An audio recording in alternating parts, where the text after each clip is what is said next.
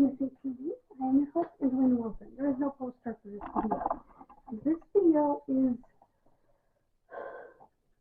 a special. One of those editorials that I do, one of those sort of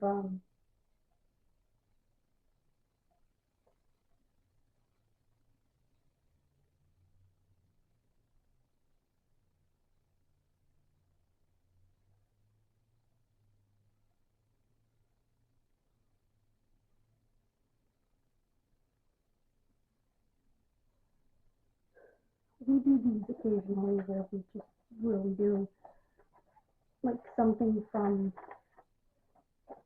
history that affected groups of people,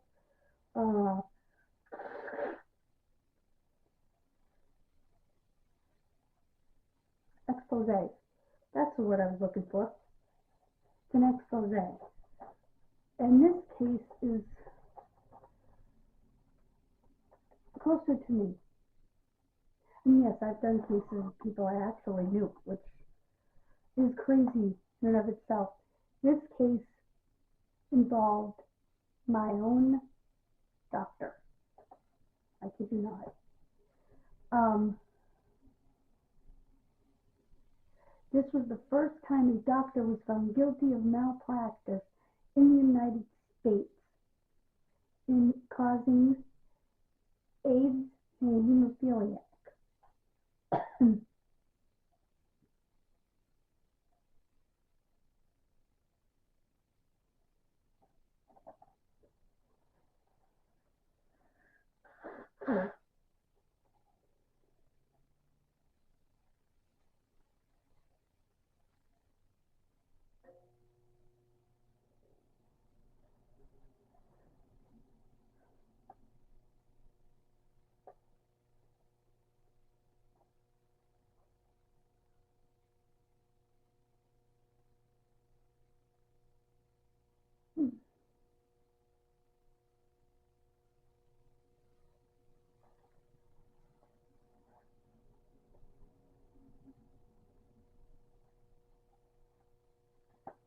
The doctors,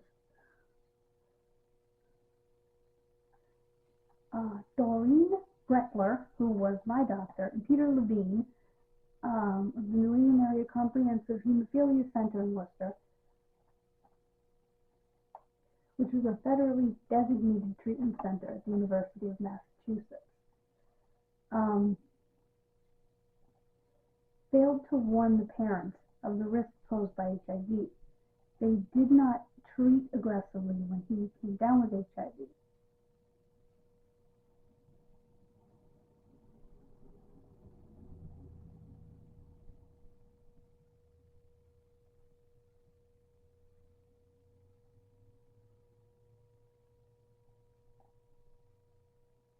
They also said the doctors did not switch to heated blood clotting factor until 1985, but told them to use untreated factor first.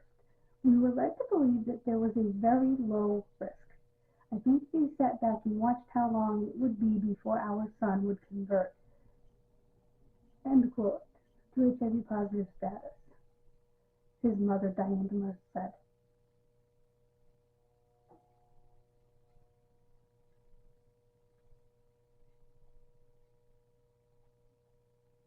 And the doctors didn't even treat him.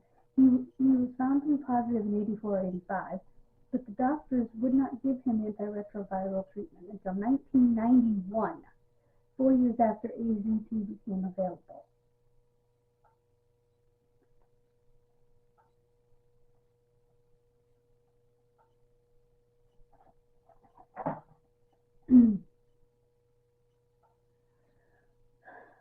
In what is thought to be the first verdict against the doctor charged with malpractice in a case involving HIV and hemophiliacs, the Worcester County jury found Bretler negligent in the care of William Modestino. The jury said Bretler failed to fully inform Modestino of the risks of using untreated blood clotting factor and did not adequately treat him for AIDS. However, the jury said Butler's negligence did not cause his death and did not award monetary damages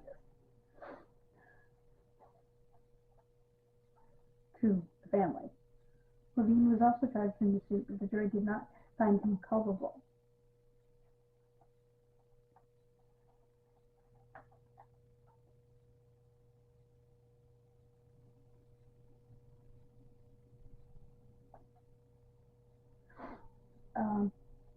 David Schrager, the Philadelphia lawyer who in 1997 won a $640 million judgment in a class action suit against the makers of the blood clotting factor, said few doctors who treated hemophiliacs have been sued because the state of the art was so dynamic, quote unquote. And the statute of limitations for hemophiliacs is now running out.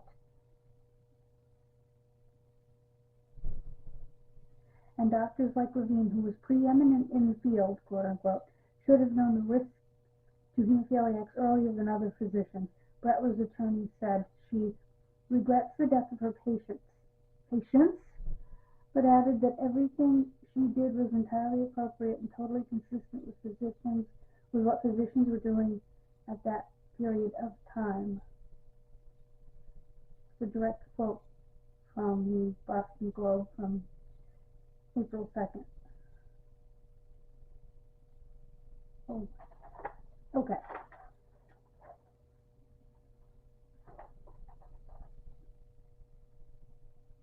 Oops, you know what I did?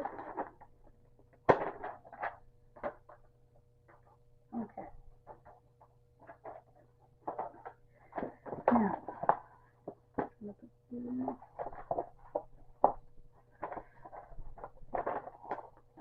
Here. I accidentally stapled it clear gag on. Okay. Now, let me tell you about my experience with Doreen Bretworth. When my doctor retired, well, he didn't retire, he went to do hospice care on Cape Cod. I had met Dr. Butler a couple of times, and I liked her. Oops. And I said, I want her to be my doctor. I didn't understand, first of all, that she was a hematologist, not an oncologist. Although she worked in both and is listed as both, even now, that wasn't her job. I had solid tumors and shouldn't have had her anyway, and he wanted me to have a doctor that I just couldn't, I didn't mesh with. Well, about a year after he left, I started having a lot of pain in my side, and I just wasn't doing well. She wasn't doing much, and it was my primary care doctor that brought up to my mother that my liver enzymes were out of whack. So we brought it to her attention. She didn't do much. And at one point, at an appointment, she gave me a prescription for Dilaudid, a very serious pain medication. Basically told me, like pulled me aside and told me I could go up, whatever. She was sending me home with pain medication to die, even though my type of cancer is still completely curable in the liver, Hodgkin's lymphoma. And but you actually need to check for it, which she had no interest in doing. Then she and my mother ended up in a confrontation where she looked at my mother and she said, bring it on, with her hands like this. I'm like, lady, are you a 6-year-old?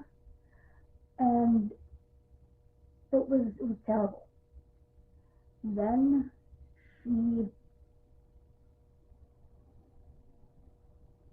decided to send me to Boston to her friend Dana Farber, who worked out of the Dana-Farber Clinic at Mass General. Well, pretty quickly they realized that it was not my cancer. So they sent me to the liver doctor at Mass General, the Dana-Farber doctors at the cancer clinic at Mass General sent me over to the liver clinic, and I had a second liver biopsy. I'd had one in Worcester, which was a disaster, and I was diagnosed with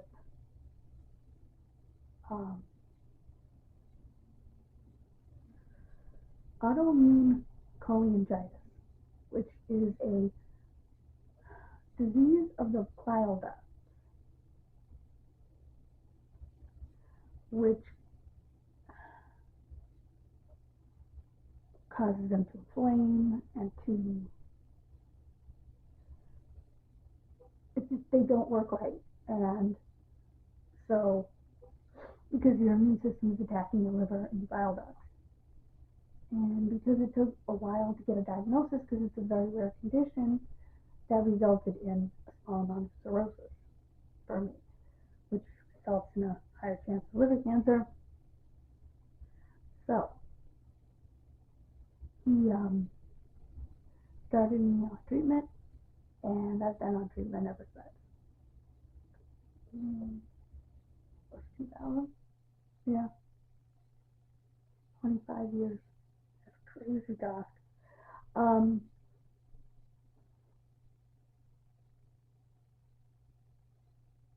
And my liver enzymes are still good.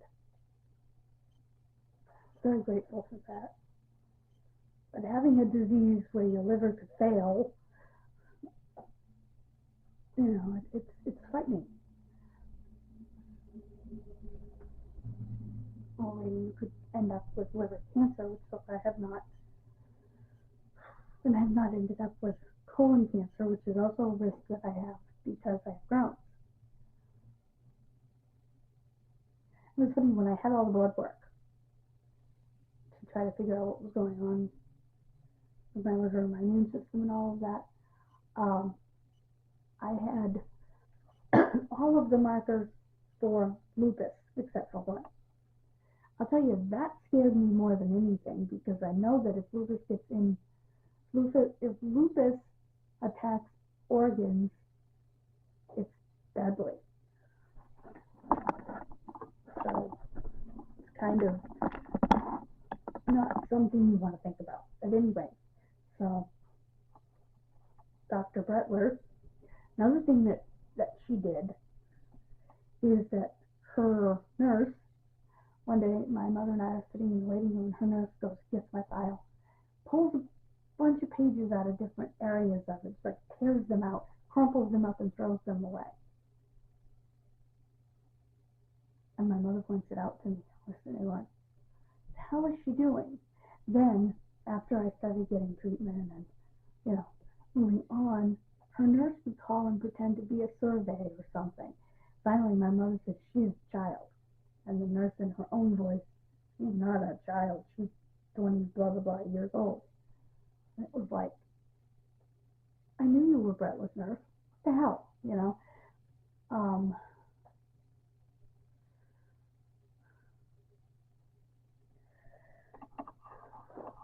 My mother got the impression that she was very experimental.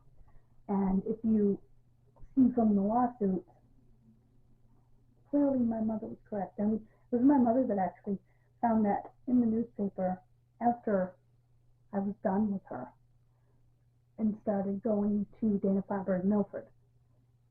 Because once she switched me to Dana-Farber Boston, and Dana-Farber opened up in Milford, because I had switched to Milford, and then Dana-Farber opened up in Milford, and it just so happened that my doctor in Milford became the head of oncology, of medical oncology at Dana-Farber at Milford. So here's how that happened. Dr. Constantine. Love him. But he said the third time is not the charm and he doesn't want to see me again. I don't want to see him again either. As much as I like him, I don't want to go back. And he took care of me, all my follow-up, all my scans, all that. He took care of me when I had the second cancer, one in my arm, and yeah, very grateful. I don't know what they were doing, what they were trying to pull with me, but when my mother saw that in the newspaper, she's like, holy crap.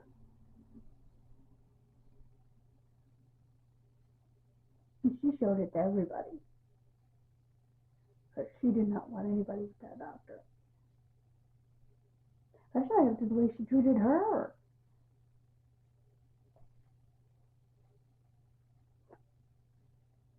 Whenever we were trying to help me and do what's best for me, and just, so I think they were experimenting right on through.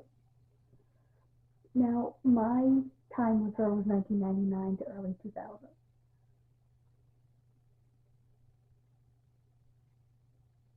This article, well, one of the lawsuits, I guess, was in, yeah, it was around that same time, in the late 90s.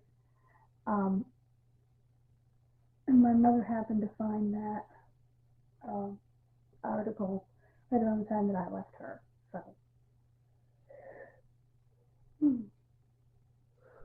excuse me. I should have listened to my doctor. He probably knew more than he could say at the time. So, yeah. So this is personal to me because of my own experience with this doctor. So,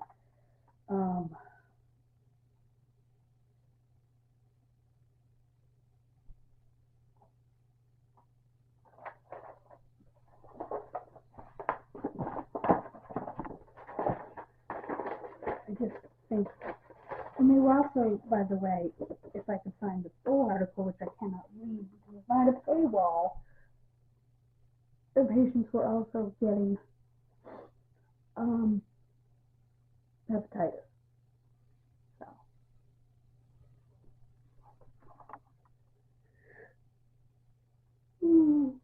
easy. Which was another problem in blood at the time.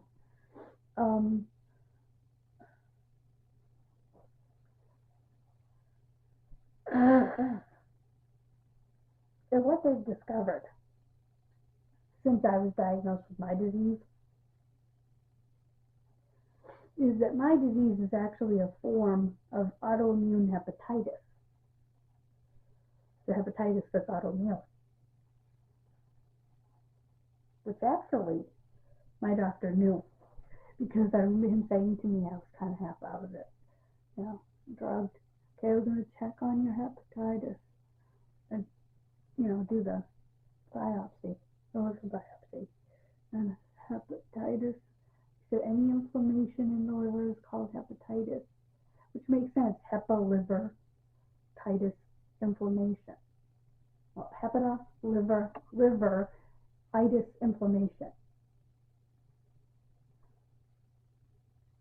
Liver-titis inflammation.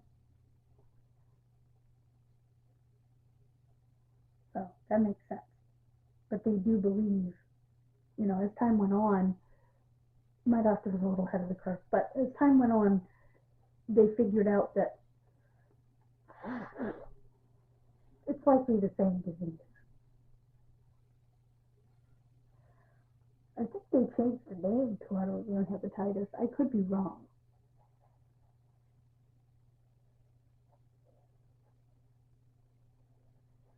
Just means it's inflammation those are caused by your immune system rather than caused by some outside factor like